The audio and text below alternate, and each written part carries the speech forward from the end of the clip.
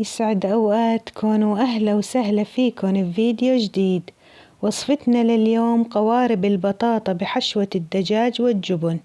إذا عجبكن الفيديو حطوا لايك واشتركوا بالقناة ويلا نبلش.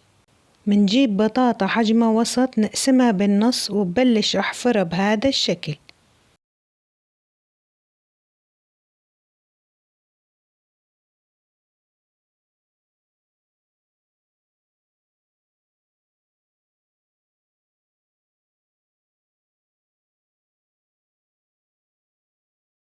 وهيك بكون حفرت كل الكمية اللي عندي.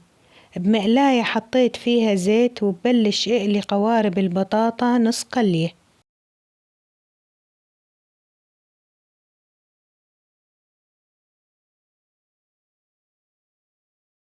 وبس انقلوا بشيلن وبصفين من الزيت منيح. وللحشوة بمقلاية بحط زيت وبنزل نص كيلو صدور دجاج مقطعة مكعبات.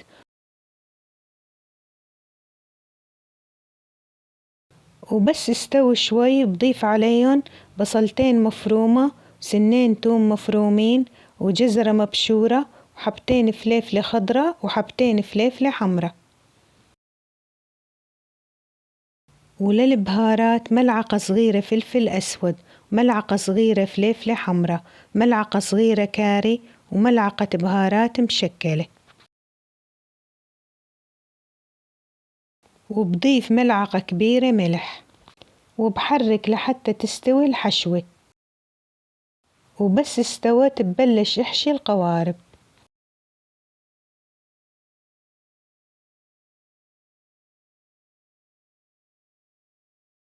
وبصفن بالصينية. وهيك شكل الصينية بعد ما حشيت كل القوارب. وللصلصة حطيت 4 حبات بندورة مقشرة وشوية ملح وضربتها بالخلاط وببلش ضيفها على الصينية. وبحط شوي على الغاز لتعقد البندورة. وبجيب جبنة أشقوان مبشورة وببلش ضيفها على وجه الصينية.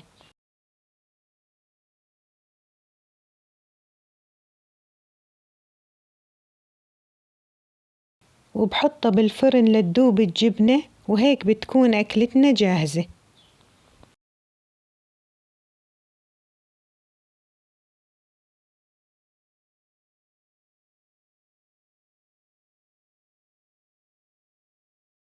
وهي كانت وصفتنا لليوم، إن شاء الله تعجبكم وصحتين وهنا.